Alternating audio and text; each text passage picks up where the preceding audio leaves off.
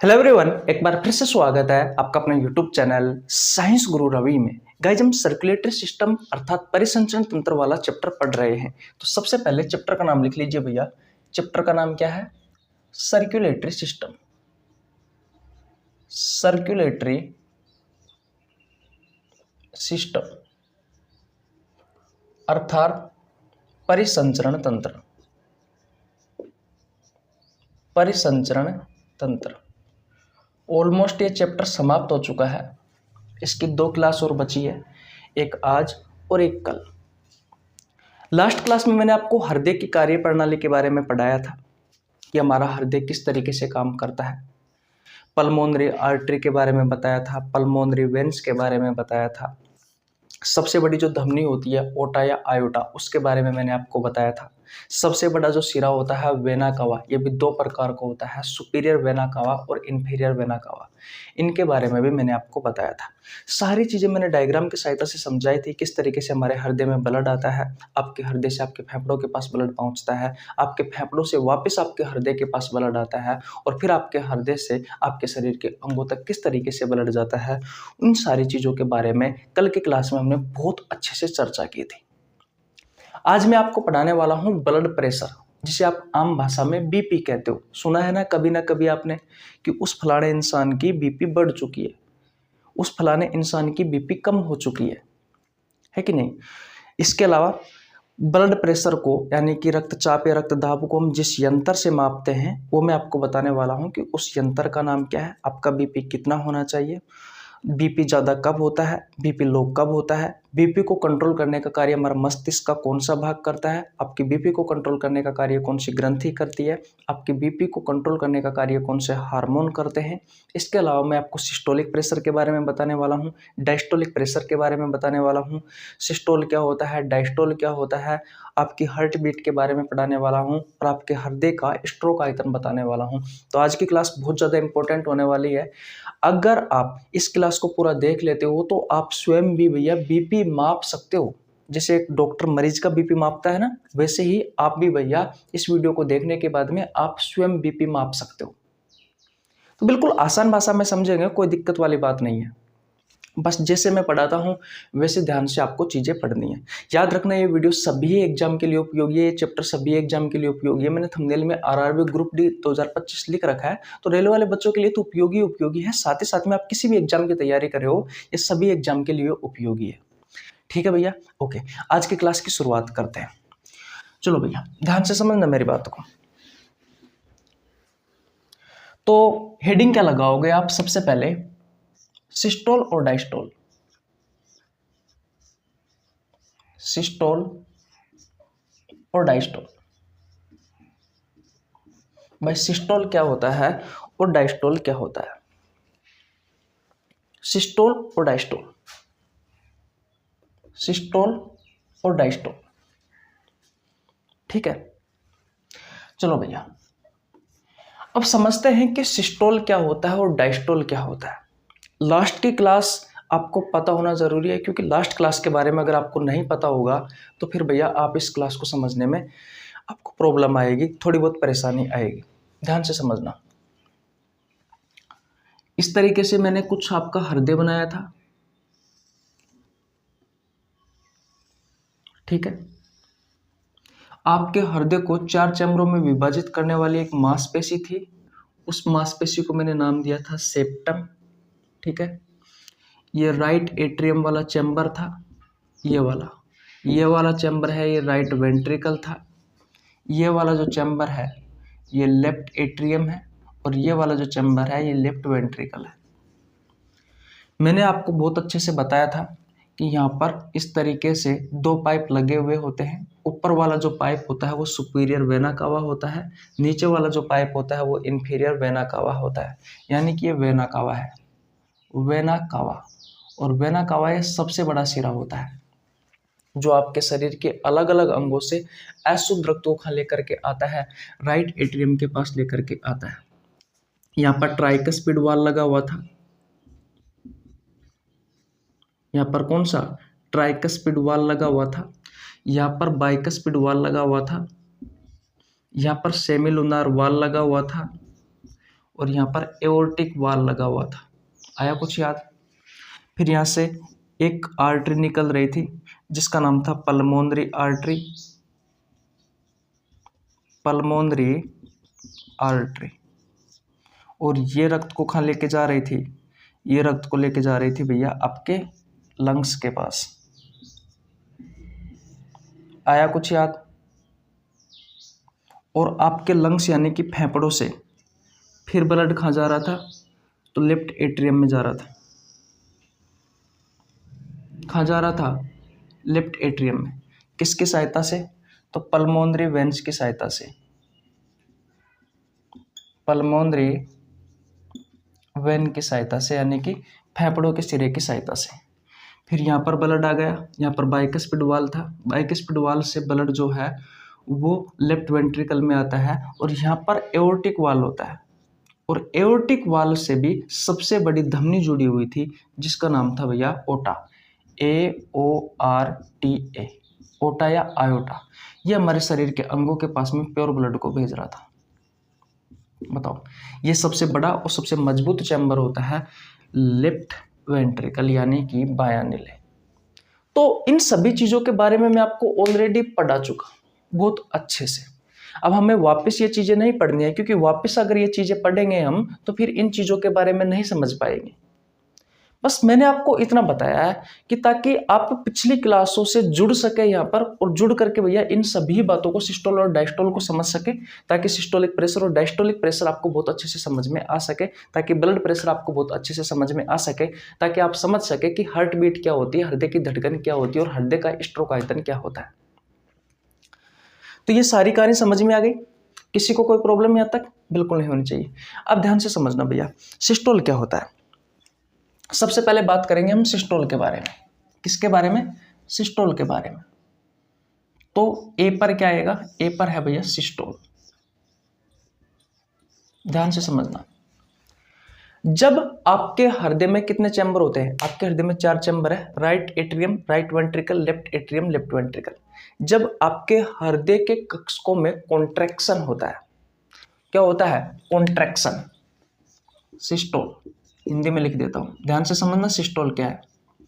जब आपके हृदय के चैम्बरों में क्या होता है? कॉन्ट्रैक्शन, यानी कि सिकुड़न पैदा होती है। सिकुड़न पैदा होती है तो क्या होता है? आपके हृदय के चैम्बरों से ब्लड जो होता है, जो ब्लड होता है वो ब्लड क्या होता है? आउट होता है, आउट होता है। और इसको हम क्या कहते हैं? इसको हम सिस्टोल कहते हैं। नहीं आया समझ में? अरे आपका हृदय एक मस्कुलर ऑर्गन है, एक मांसपेशीय अंग है, पूरा मांस का बना हुआ होता है। आपका हृदय ब्लड को पंप करता है, मैंने आपको बताया था लास्ट क्लास में। तो एक बार आपका हृदय सिकुड़ता है, एक बार फैलता है, एक बार आपका हृदय सिकुड़ता है, एक बार फैलता है, एक बार आपका हृदय सिकुड़ता है, एक बार फैलता है। जब आप गूगल पर डाल कर देखोगे हार्ट के बारे में तो वहां पर आपको धड़कता हुआ दिखाई देगा। तो उसमें अगर आप ध्यान से देखोगे ना तो एक बार आपका हृदय से सिकुड़ता है, एक बार इसे फैलता है, एक बार इसे सिकुड़ता है, एक बार इसे फैलता है, एक बार इसे सिकुड़ता है, एक बार इसे फैलता है। तो आपका हृदय एक मस्कुलर ऑर्गन है, एक मांसपेशीय अंग है, पूरा मांस का बना हुआ होता है। और जो मसल्स का बना हुआ होता है उसमें एक गुण पाया जाता है जिसके कारण उसमें कॉन्ट्रैक्शन और रिलैक्सेशन की प्रोसेस होती है, यानी कि एक बार वो सिकुड़ता है और एक बार वो फैलता है। तो जब आपका हृदय में कॉन्ट्रैक्शन हुआ यानी कि सिकुड़न पैदा हुई, तो सोचो अगर मेरी मुट्ठी में कोई चीज है, जैसे कि ये पेन है, पेन तो नहीं कह सकता, लेकिन मान लीजिए मेरी मुट्ठी में कोई चीज है, अगर मैं इनको ऐसे सिकुड़ूंगा, अगर मेरे हाथ को सिकुड़ूंगा, अगर मेरे हाथ को मैं सिकुड़ता हूं तो क्या वो चीज नीचे जाएगी? नहीं जाएगी। मेरा कहने का मतलब यह है कि मान लीजिए एक पानी का गुब्बारा है, एग्जाम्पल के तौर पर पानी के गुब्बारा को अगर आप हाथ में से इस तरीके से सिकुड़ते हो तो क्या पानी का गुब्बारा नीचे जाएगा? नहीं जाएगा। नहीं आया समझ में? तो कोई दिक्कत नहीं है, मेरी बात को समझने की कोशिश करना। जब आपके हृदय के चैम्बरों में सिकुड़न पैदा होती है, सिकुड़न पैदा होती है, मान लीजिए 4 चैम्बर है, 2 ऊपर वाले 2 नीचे वाले, तो जब ऊपर वाले चैम्बरों में सिकुड़न पैदा होगी तो क्या ऊपर वाले चैम्बर पिचकेंगे या नहीं पिचकेंगे? बिल्कुल पिचकेंगे। और अगर ऊपर वाले चैम्बरों में सिकुड़न पैदा हुई जिसके कारण इस ऊपर वाले चैम्बरों में जो ब्लड है वो भैया इनमें आ गया। किस में आ गया? दोनों नीलों में आ गया। और जब दोनों नीलों में सिकुड़न पैदा होती है तो भैया आपका ब्लड जो होता है ना वो आपके हृदय से बाहर जाता है।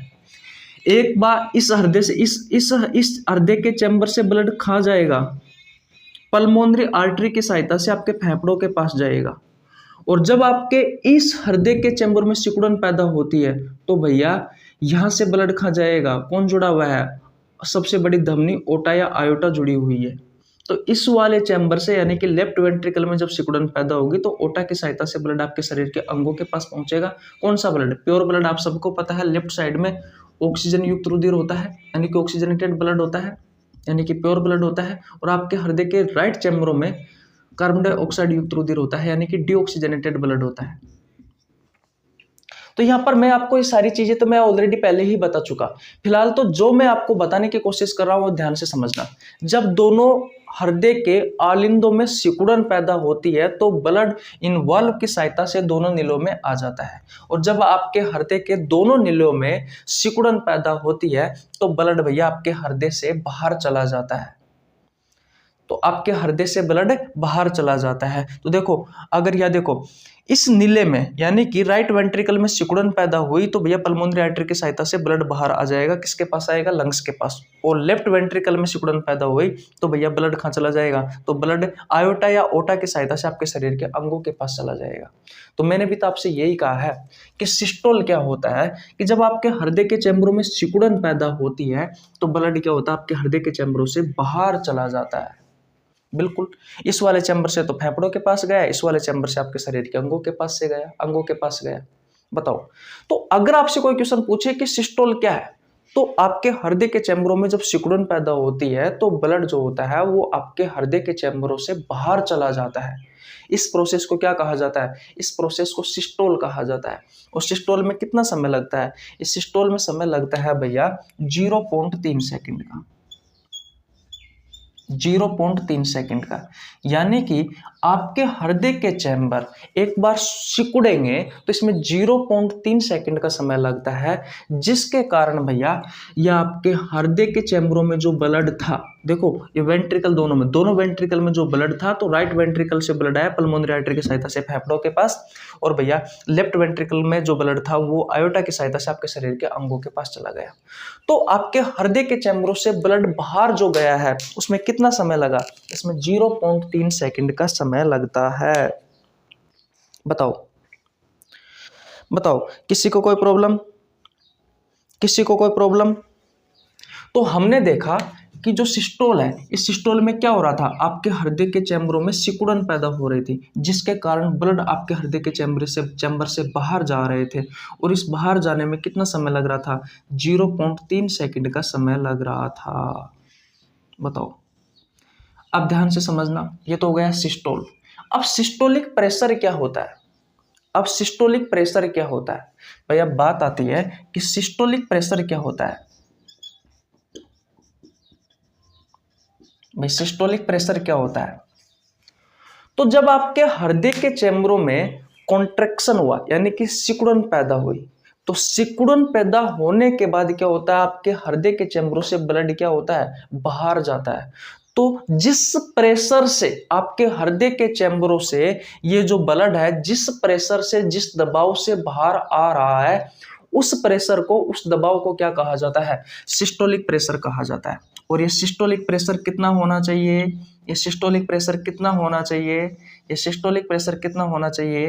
ये सिस्टोलिक प्रेशर होना चाहिए भैया 120 mmHg। तो अगर आपसे क्वेश्चन पूछे कि सिस्टोलिक प्रेशर कितना होता है तो सिस्टोलिक प्रेशर होता है 120 mmHg। बताओ ये चीजें समझ में आई या नहीं आई? ये चीजें समझ में आई या नहीं आई?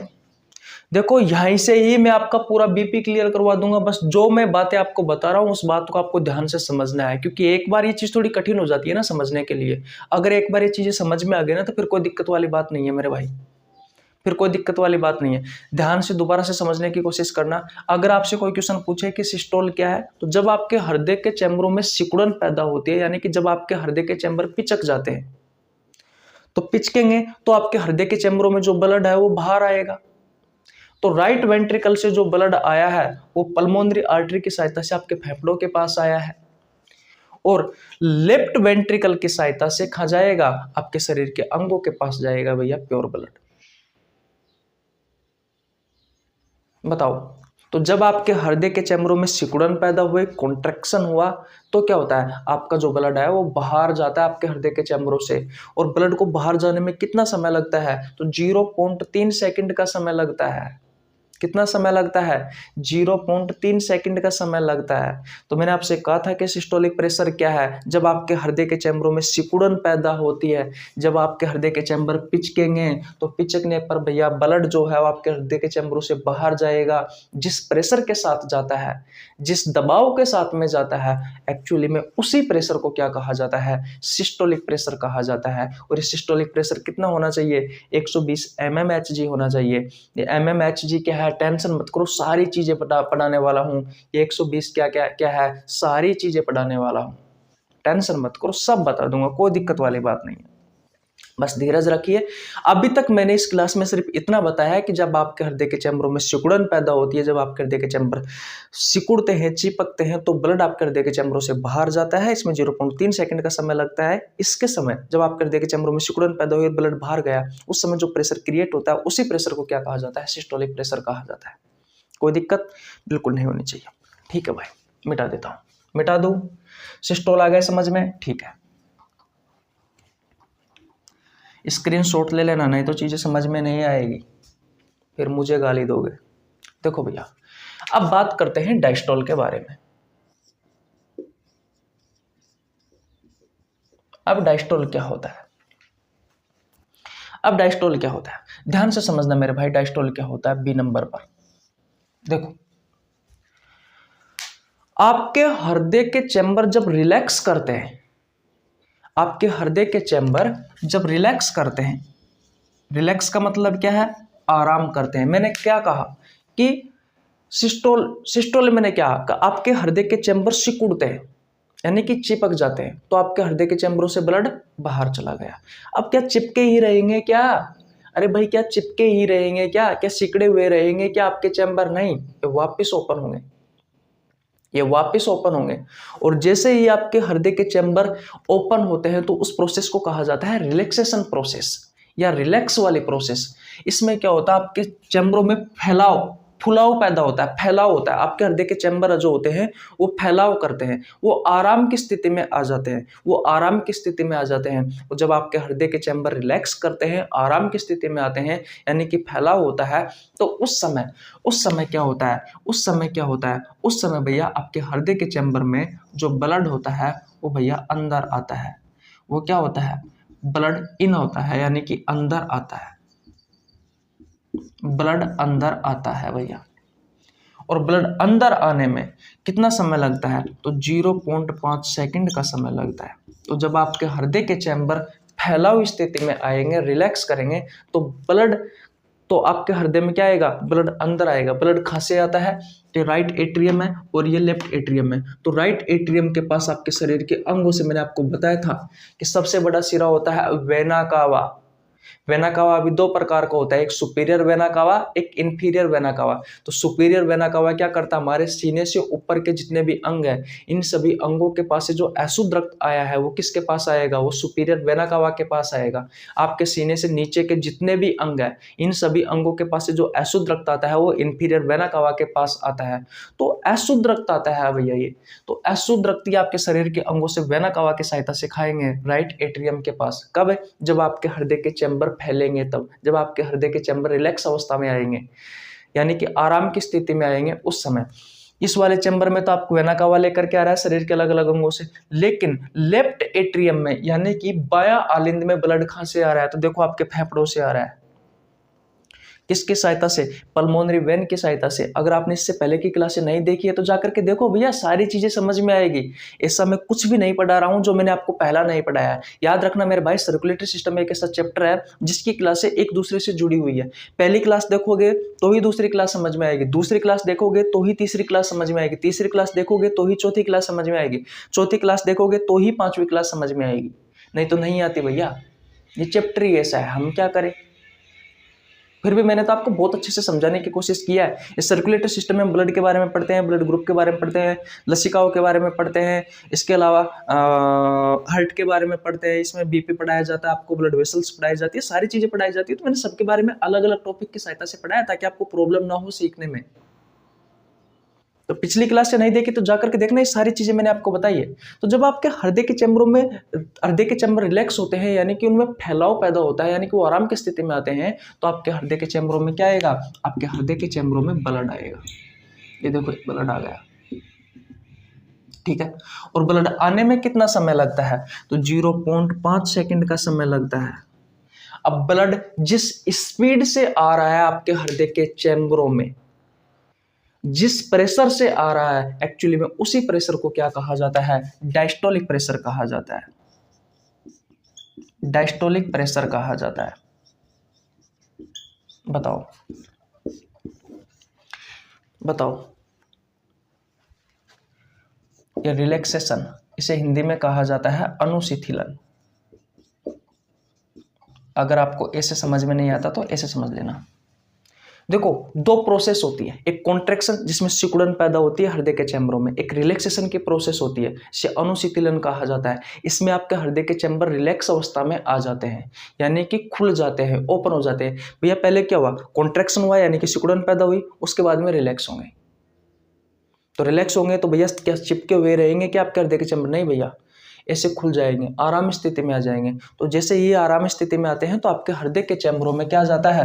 ब्लड आता है। राइट एट्रियम में शरीर के अलग अलग अंगों से अशुद्ध रक्त आता है भैया वेना कावा के पास। Vena cava, superior vena cava, inferior vena cava, ये दोनों सुपीरियर वेना कावा और इन्फीरियर वेना कावा आपके राइट एट्रियम में, यानी कि दायां आलिंद में भैया अशुद्ध रक्त को लेकर के आता है। लेफ्ट एट्रियम की बात करें तो आपके फेफड़ों के पास से लेफ्ट एट्रियम, पल्मोनरी वेंस जो होती है वो भैया लेफ्ट एट्रियम के पास भैया जब आपके हृदय के चैम्बर ओपन होते हैं, रिलैक्स अवस्था में होते हैं, तो भैया यहाँ पर ब्लड आता है।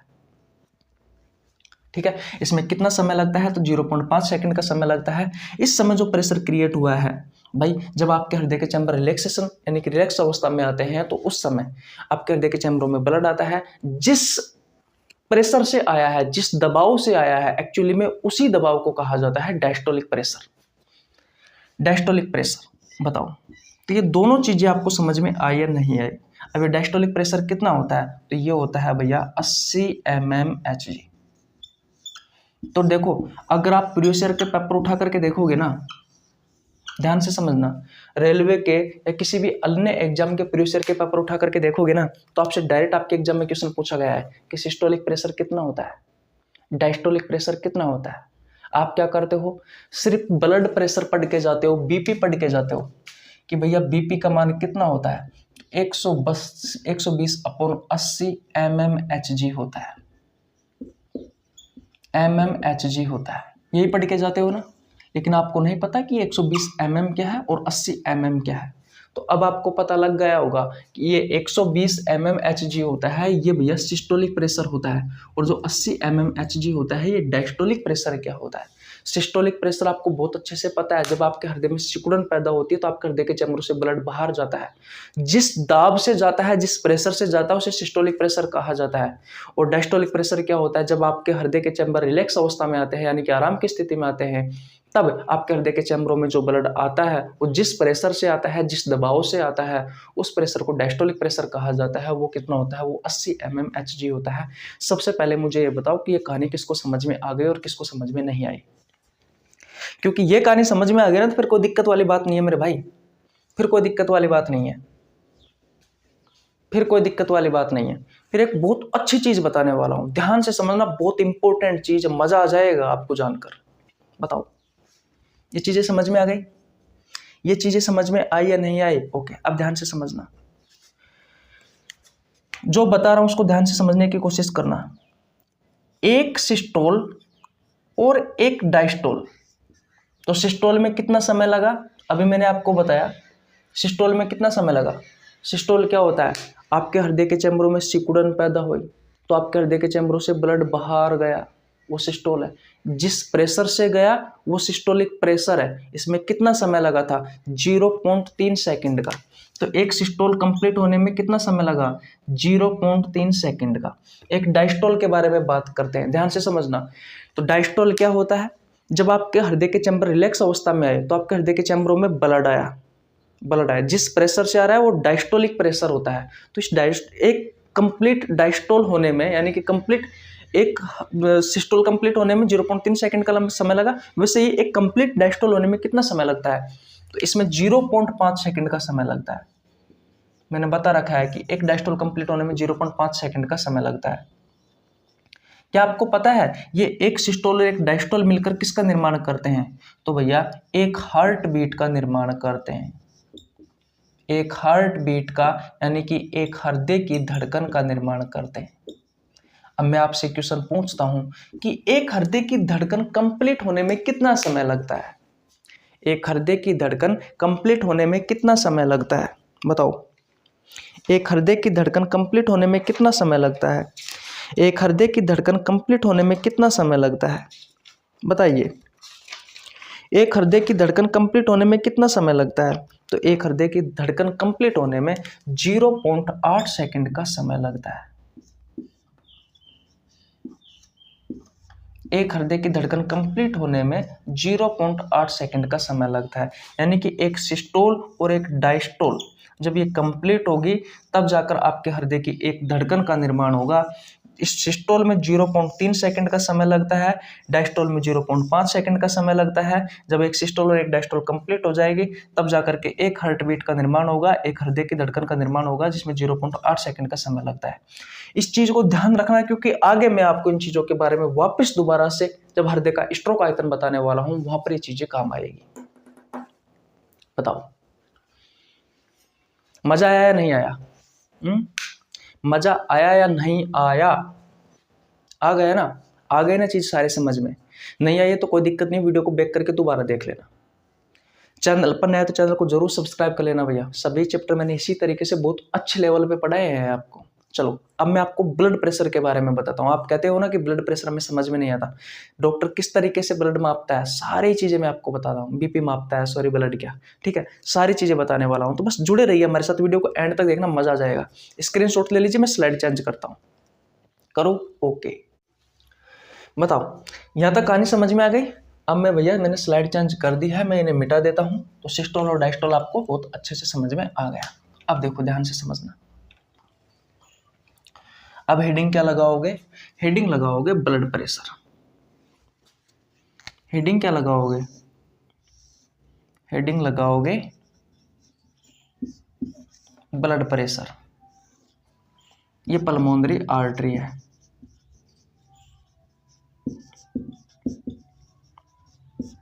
पिछली क्लास है तो बहुत अच्छे से समझ में आ गए ना यार, कमेंट करके तो बता दिया करो।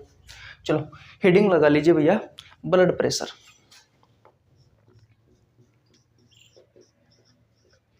ब्लड प्रेशर हिंदी में कहा जाता है रक्तचाप या फिर रक्त दाब। शॉर्ट फॉर्म में कहा जाता है बीपी। क्या होता है बीपी? क्या होता है बीपी? अब देखो पिछली क्लास से काम आएगी यहाँ पर। आप सभी को पता है, मेरी बातों को ध्यान से समझना भैया, जब भी चीजें समझ में आएगी नहीं तो बिल्कुल नहीं समझ में आएगी।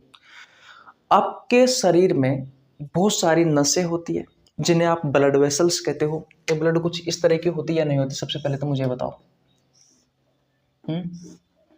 और इन ब्लड वेसल्स में आपका ब्लड पैक होकर के आपके पूरे शरीर में घूमता रहता है। सिंपल सी बात है, घूमता रहता है। अब ये ब्लड वेसल्स होती है ना मेरे भाई, ये कितने प्रकार की होती है? 3 प्रकार की होती है। एक होती है आर्टरी जैसे धमनी, एक होती है वेन्स यानी कि सिराएं, और एक होती है कैपिलरीज यानी कि केशिकाएं। धमनी, सिरा और केशिका, सिंपल है। अब भैया यहां पर हम बात करेंगे धमनी की यानी कि आर्टरी की। अब आर्टरी की क्यों बात करेंगे, इसलिए बात करेंगे क्योंकि आर्टरी जो होती है ना, इसमें प्योर ब्लड बहता है, पहली बात तो, ठीक है। दूसरी बात, इसकी जो दीवार होती है ना वो मोटी होती है भैया, इसकी दीवार क्या होती है, मोटी होती है। और जो सिराएं होती है ना, उन सिराओं की दीवार थोड़ी पतली होती है। तो जब भी ब्लड का प्रेशर आता है भाई, हृदय से जब भी ब्लड का प्रेशर आता है, मैंने क्या कहा कि आपके हृदय के चैम्बरों से ब्लड आपके शरीर के अंगों तक जाता है। तो जब भी हृदय से प्रेशर आता है तो भैया जो सिराएं होती है, उन सिराओं की दीवार थोड़ी पतली होती है, तो उनमें बीच में स्पेस होता है, तो वो प्रेशर वाला ब्लड बहुत अच्छे से निकल जाता है। लेकिन जो आर्टरी होती है ना, उनकी दीवार मोटी होती है।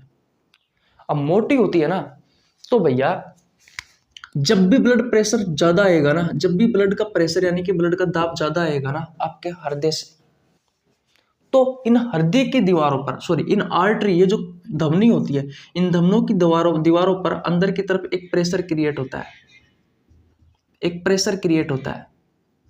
और ये जो प्रेशर क्रिएट हुआ है अंदर की तरफ से, इस प्रेशर को ही क्या कहा जाता है, रुधिर दबाव कहा जाता है, रक्तचाप कहा जाता है, ब्लड प्रेशर कहा जाता है।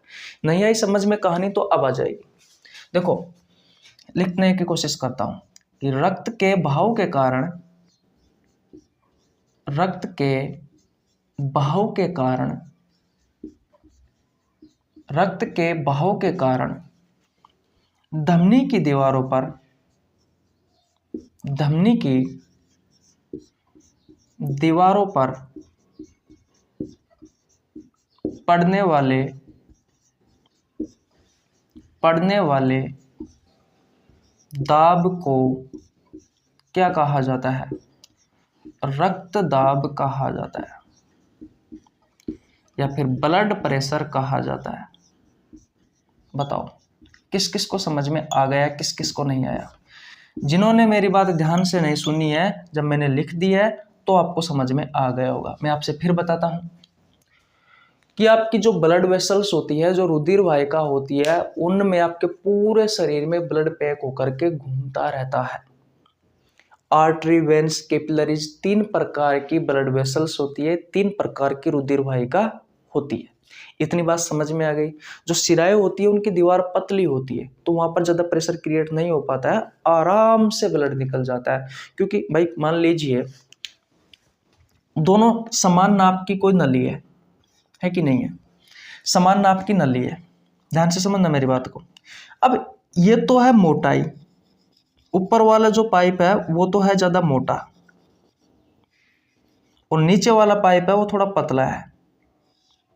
तो इसमें प्रेशर आया और इसमें भी प्रेशर आया, दोनों में प्रेशर समान आता है, दोनों नलियों में प्रेशर समान आता है। जब इस नली में प्रेशर जाएगा तो प्रेशर ज्यादा आएगा नहीं आएगा, तो इस नली की दीवार पर जो प्रेशर पड़ रहा है वो ज्यादा पड़ेगा नहीं पड़ेगा। इसमें तो आसानी से चला जाएगा क्योंकि इसमें जो स्पेस है वो ज्यादा है, और जो मोटी वाली दीवारें हैं उनमें स्पेस कम है भैया। तो यही तो मैं आपको बता रहा हूँ कि जो धमनी होती है, उन धमनी की दीवार मोटी होती है, तो इस वजह से उस पर प्रेशर ज्यादा क्रिएट होता है।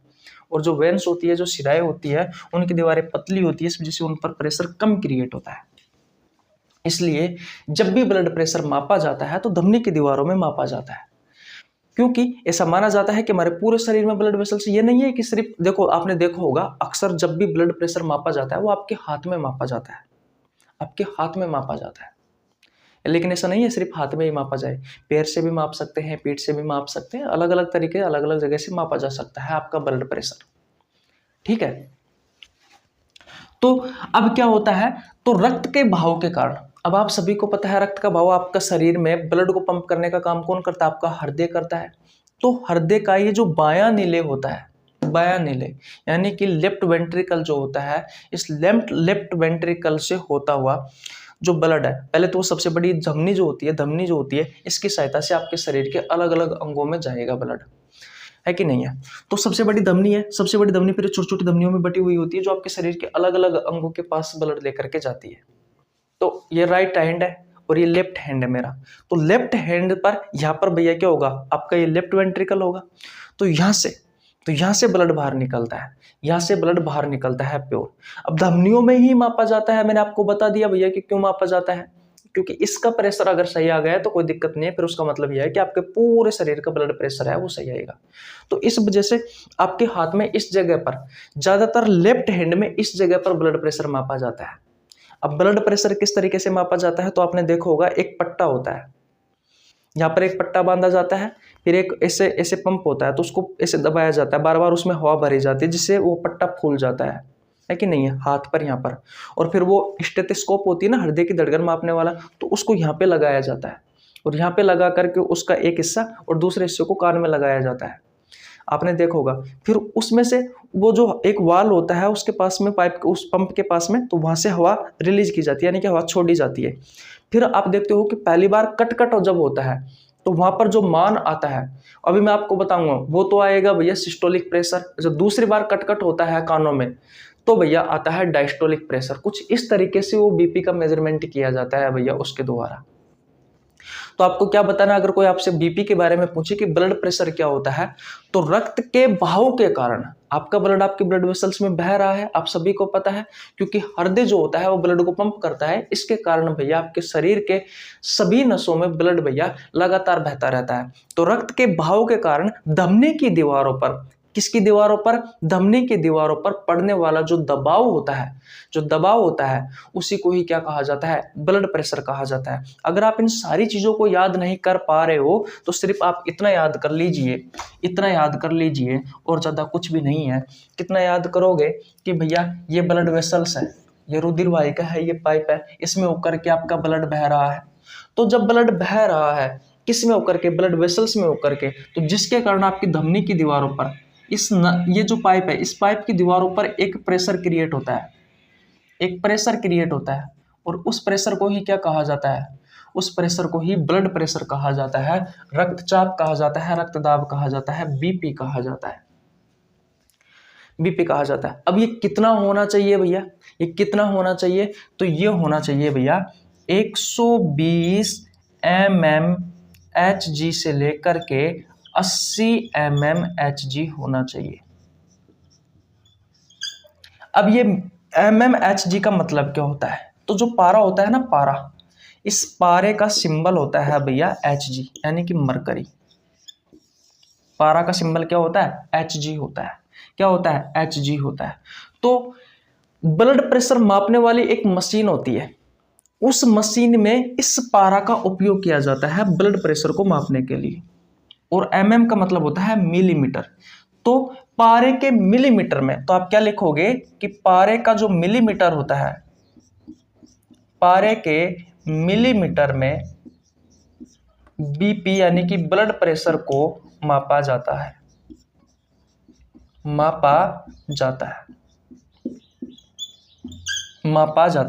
तो पारे के मिलीमीटर में किसको मापा जाता है, बीपी को मापा जाता है। इसी वजह से यहाँ पर mmHg आता है भैया। अब ये 180 क्या है और 80 क्या है, तो मैं आपको पहले पढ़ा चुका कि 120 जो होता है ना, 120 mmHg, ये तो होता है भैया सिस्टोलिक प्रेशर है कि नहीं।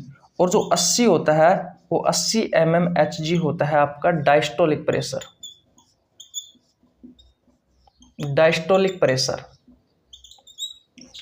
बताओ, तो 180 mmHg से लेकर के कितना होना चाहिए आपका, 80 mmHg होना चाहिए आपका ब्लड प्रेशर। कितना होना चाहिए, 180 mmHg से लेकर के 120 mmHg से लेकर के 80 mmHg होना चाहिए आपका ब्लड प्रेशर। अब एक क्वेश्चन और पूछा जाता है, क्या पूछा जाता है कि ब्लड प्रेशर को मापने वाला जो उपकरण होता है, यंत्र जो होता है, उसे क्या कहा जाता है, तो उसे कहा जाता है स्पेग्मोमैनोमीटर। स्पेग्मोमैनोमीटर कहा जाता है। स्पेग्मोमैनोमीटर कहा जाता है। क्या कहा जाता है, स्पेग्मोमैनोमीटर। ये जो जब आप डॉक्टर के पास जाते हो ना, और डॉक्टर जिस उपकरण से आपका ब्लड प्रेशर मापा जाता है, ब्लड प्रेशर यानी कि बीपी मापता है, उसी उपकरण को कहा जाता है स्पेग्मोमैनोमीटर। उसी उपकरण को क्या कहा जाता है, उसी उपकरण को कहा जाता है स्पेग्मोमैनोमीटर। तो गूगल पर सर्च करके देखना स्पेग्मोमैनोमीटर। जो डॉक्टर के पास आपको जो मशीन दिखाई देती है ब्लड प्रेशर मापते समय, वही मशीन आपको दिखाई देगी भैया, उसी का ही नाम होता है स्पेग्मोमैनोमीटर। ठीक है, अब बताओ, अब दोबारा से समझाने की कोशिश करता हूं, ध्यान से समझना मेरी बातों को, क्योंकि ध्यान से नहीं समझा तो फिर प्रॉब्लम क्रिएट हो जाएगी। सबसे पहले बात आती है कि बीपी जो है, जो ब्लड प्रेशर है, वो कितना होना चाहिए। सिंपल तरीके से आपके एग्जाम में क्वेश्चन पूछा जाएगा कि भैया ब्लड प्रेशर कितना होना चाहिए हमारे शरीर में। तो ब्लड प्रेशर कितना होना चाहिए, 120 mmHg से लेकर के 80 mmHg होना चाहिए। अब 120 mmHg क्या है, तो ये सिस्टोलिक प्रेशर है। सिस्टोलिक प्रेशर आप सभी को पता है क्या होता है, मैं आपको पहले ही पढ़ा चुका। जब आपके हृदय के चैम्बरों में सिकुड़न पैदा होती है तो आपके हृदय के चैम्बरों से ब्लड बाहर जाता है, जिस प्रेशर के साथ जाता है उसी प्रेशर को कहा जाता है सिस्टोलिक प्रेशर। वो होना चाहिए 120 mmHg। यह सी क्या है, तो ये डायस्टोलिक प्रेशर होता है। जब आपके हृदय के चैम्बर रिलैक्सेशन यानी कि रिलैक्स होते हैं, आराम स्थिति में आते हैं, तो आपके हृदय के चैम्बरों में जो ब्लड जिस प्रेशर से आ रहा है उसी प्रेशर को क्या कहा जाता है, उसी प्रेशर को कहा जाता है डायस्टोलिक प्रेशर। वो होना चाहिए 80 mmHg। वो कितना होना चाहिए, वो होना चाहिए 80 mmHg। तो आपका ब्लड प्रेशर का मान कितना होता है, 120 mmHg से लेकर के 80 mmHg होता है। mmHg क्या है, तो मैंने आपको बता दिया कि जो स्पेग्मोमैनोमीटर होती है, इसमें ब्लड प्रेशर को मापने के लिए हम मरकरी का उपयोग करते हैं, इसलिए Hg आता है, मिलीमीटर में मापा जाता है, याद रखना। इसलिए मिलीमीटर मैंने स्पष्ट रूप से लिख रखा है कि दाब को, यानी कि जो रक्तदाब होता है उसको हम ब्लड, ये देखो यहाँ पर लिख रखा है, सॉरी वहां पे नहीं, यहाँ पर कि पारे का मिलीमीटर बीपी को मापा जाता है, यानी कि पारे का जो मिलीमीटर होता है, पारे का जो मिलीमीटर होता है उसमें हम ब्लड प्रेशर को मापते हैं। यानी कि पारे के मिलीमीटर में किसको मापा जाता है, ब्लड प्रेशर को मापा जाता है। स्पष्ट रूप से मैंने यह चीजें लिख रखी है। डायरेक्ट आपसे आपके एग्जाम में क्वेश्चन पूछा जाएगा सिस्टोलिक मान कितना होगा, सिस्टोलिक प्रेशर का मान कितना होगा, तो 120 mmHg। डायस्टोलिक प्रेशर का मान कितना होगा, 80 mmHg। ब्लड प्रेशर को मापने के लिए हम किसका उपयोग करते हैं, लोहे का उपयोग करते हैं, पारा का उपयोग करते हैं, कॉपर का उपयोग करते हैं, चांदी का उपयोग करते हैं। तो भैया किसका उपयोग करते हैं, पारा का। इस तरीके से आपके एग्जाम में क्वेश्चन पूछा जाएगा। ब्लड प्रेशर को किस में मापा जाता है, mmHg में मापा जाता है या फिर किसी और में मापा जाता है। इस तरीके से आपके एग्जाम में क्वेश्चन आते हैं भैया। ये भी इंपॉर्टेंट है, ये इंपॉर्टेंट आंकड़ा, ये इंपॉर्टेंट आंकड़ा है सिस्टोलिक प्रेशर, ये डायस्टोलिक प्रेशर इंपॉर्टेंट आंकड़ा है। आपसे डायरेक्ट क्वेश्चन पूछा जाएगा कि रक्त के बहाव के कारण धमनियों की दीवारों पर पड़ने वाला दाब क्या कहलाता है, तो रक्तदाब कहलाता है, रक्तचाप कहलाता है। अब क्या ये ऊपर नीचे भी हो सकता है, क्या आंकड़ा क्या फिक्स ही है, क्या यही आएगा, नहीं भैया, ऊपर नीचे हो सकता है खान पीन में या फिर बहुत सारी प्रॉब्लम के कारण। भैया इतना ज्यादा डिटेल में, इतना नॉर्मल क्वेश्चन नहीं पूछे जाते, कहने का मतलब इतने गहराई से क्वेश्चन नहीं पूछे जाते आपके एग्जाम में। जो पूछे जाते हैं वो यहीं से ही पूछे जाते हैं। तो खान पीन अगर आपको ऊपर नीचे हो जाता है, डाइट भी असंतुलित हो जाती है, उसके कारण ये ब्लड प्रेशर का मान बढ़ भी सकता है, घट भी सकता है। पहली चीज तो आपको ये याद रखना है। तो भैया क्या ज्यादा हो जाएगा तो कौन सी स्टेज होगी, अब देखो ज्यादा कब होगा, अब देखो ज्यादा कब होगा, ज्यादा कब होगा, ध्यान से समझना मेरी बात को भाई, ज्यादा कब होगा। देखो मान लीजिए ये 120 mmHg की जगह पर आपका मान आ गया है 140 mmHg, ठीक है। और 80 की जगह पर अगर आपका मान आ जाता है 90 mmHg, तो देखो आपका जो ब्लड प्रेशर का मान है, आपका बीपी का मान है, वो 120 mmHg से लेकर के 80 mmHg है। तो आपका सिस्टोलिक प्रेशर भी बढ़ गया है और डायस्टोलिक प्रेशर भी बढ़ गया है। तो जब इस कंडीशन में जब आपका सिस्टोलिक प्रेशर और डायस्टोलिक प्रेशर बढ़ जाता है तो इसे कहा जाता है हाइपरटेंशन। तो इसे आप क्या बोलोगे, इसे हाइपरटेंशन कहा जाता है, यानी कि उच्च रक्तचाप कहा जाता है। डॉक्टर की भाषा में जब आप जाओगे बीपी चेक करवाओगे, तो अगर डॉक्टर को ये मान दिखाई देता है आपके ब्लड प्रेशर का, तो आपसे कहेगा कि आपका जो बीपी है वो भैया हाई हो गया है, आपका जो बीपी है वो हाई हो गया है। फिर वो आपको सजेस्ट करेगा आप खाने में कंट्रोल करो या फिर कुछ जो भी चीजें हैं उनके बारे में आपको बताएगा उसके हिसाब से, ठीक है। लेकिन भैया अगर ये 120 mmHg सिस्टोलिक प्रेशर और डायस्टोलिक प्रेशर है, ये आ जाता है भैया जैसे कि 100 mmHg और 70 या फिर कितना होता है, हाँ 70 mmHg आ जाता है या फिर 70 से कम आता है, तो इस कंडीशन को कहा जाता है भैया हाइपोटेंशन। हाइपोटेंशन यानी कि निम्न रक्तचाप। आम भाषा में बोले तो आपका बीपी क्या है, आपका बीपी लो है, आपका बीपी लो है। तो ये चीज आपको पता होना जरूरी है। आपको ये मान दे देगा और आपसे पूछ लेगा बताओ बीपी हाई है या बीपी लो है, तो भाई बीपी हाई है। आपको ये मान दे देगा और आपसे पूछ लेगा कि बीपी हाई है कि बीपी लो है, तो बीपी लो है भैया। आपसे क्वेश्चन पूछ लेगा कि हाइपरटेंशन क्या होता है, उच्च रक्तचाप क्या होता है, आपसे क्वेश्चन पूछ लेगा कि हाइपोटेंशन क्या है, निम्न रक्तचाप क्या है। अरे भाई सिस्टोलिक प्रेशर और डायस्टोलिक प्रेशर ज्यादा है तो भैया आप हाइपरटेंशन है यानी उच्च रक्तचाप है। सिस्टोलिक प्रेशर और डायस्टोलिक प्रेशर कम है, डाउन है, तो भैया क्या है, आपका बीपी लो है। सिंपल सी बात है। बताओ चीजें समझ में आई या नहीं आई। आपकी स्क्रीन के सामने बहुत सारे क्वेश्चन है, बहुत सारे क्वेश्चन है। मैंने एक बैच स्टार्ट किया था भैया पिछले साल, शायद फरवरी में किया था, मुझे कंफर्म पता नहीं है। उस बैच का नाम था जनशताब्दी एक्सप्रेस बैच। उसमें 2016 से लेकर के 2022 तक जितने भी क्वेश्चन पूछे गए थे वो सभी प्रीवियस ईयर के क्वेश्चन मैंने आपको रेलवे के कराए। वो स्पेशल बैच रेलवे वाले बच्चों के लिए था।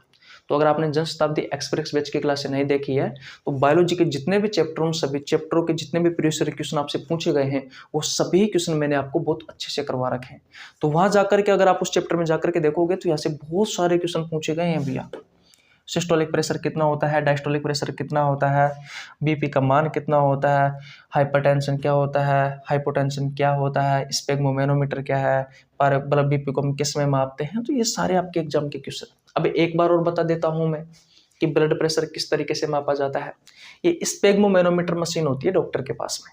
इसमें एक पट्टा होता है सिंपल सा और एक पाइप होता है और उस पाइप पर एक गुब्बारा सा लगा हुआ होता है।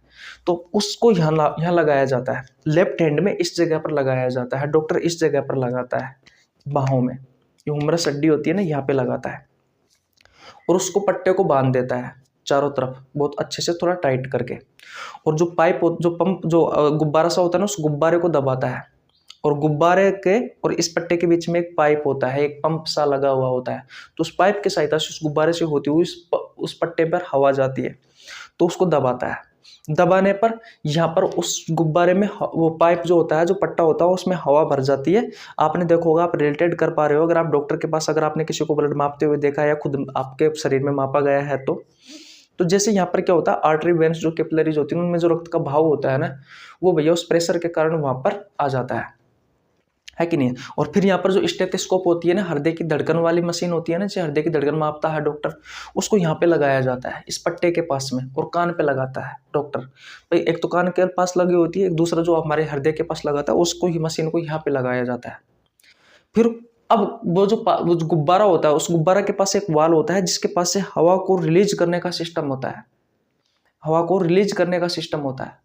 अब हवा रिलीज जैसे ही करेगा तो वहां पर एक स्क्रीन पर एक इस तरीके से एक मशीन स्क्रीन लगी हुई होती है जिस पर पारा भरा हुआ होता है बीच में, तो और यहाँ पर मान होते हैं, जैसे कि यहाँ पर 70 है, 80 है, 90 है, 100 है,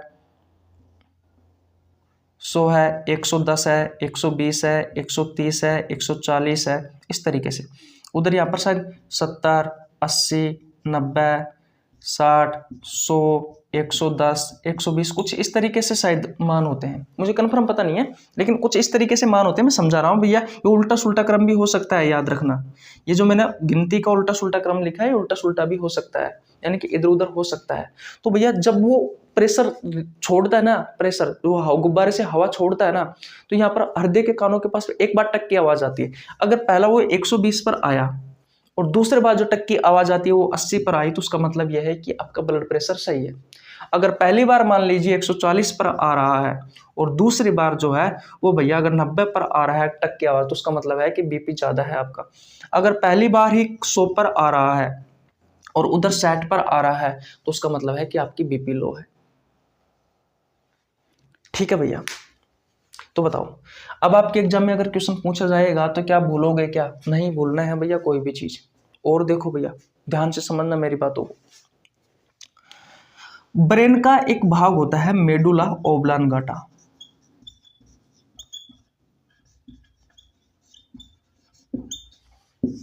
पश्च मस्तिष्क का भाग होता है। एक पश्च मस्तिष्क के 3 भाग होते हैं, पोन्स वेरोलाई, मेडुला ओब्लांगाटा जिसे शॉर्ट फॉर्म में MO कहते हैं, और एक होता है सेरेबेलम। जिनमें से मेडुला ओब्लांगाटा जो भाग होता है ये भैया आपको बीपी को रेगुलेट करने का काम करता है, आपके बीपी को संतुलन करने का काम करता है। बीपी को ना तो ज़्यादा होने देता है ना कम होने देता है।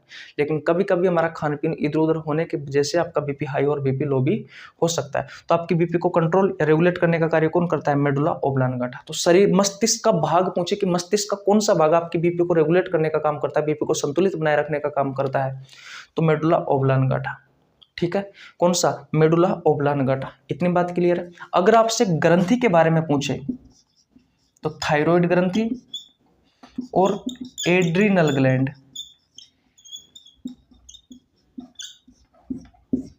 ये 2 ग्रंथि है भैया, थायराइड ग्रंथि और एड्रिनल ग्लैंड।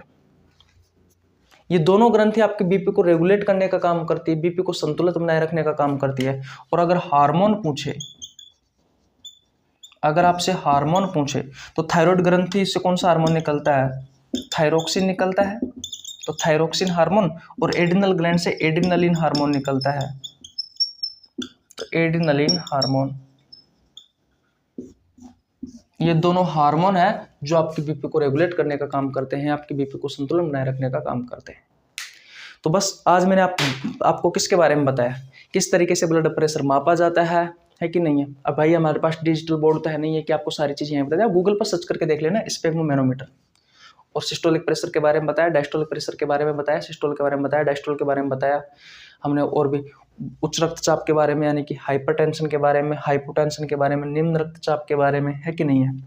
और हमने इस सारी चीज़ों के बारे में पढ़ा। तो बस आज यहीं तक रखते हैं, कल इसकी लास्ट क्लास होगी, कल के बाद में आपका चैप्टर समाप्त हो जाएगा। अगर आपको वीडियो अच्छी लगी तो वीडियो को लाइक कर देना, चैनल पर नए तो चैनल को जरूर सब्सक्राइब कर लेना, बेल आइकन को प्रेस कर लेना ताकि आपके पास हमारी वीडियो का नोटिफिकेशन टाइम टू टाइम पहुंच सके। मिलते हैं गाइस नेक्स्ट वीडियो में, तब तक के लिए जय हिंद, जय भारत, राम राम, बाय बाय।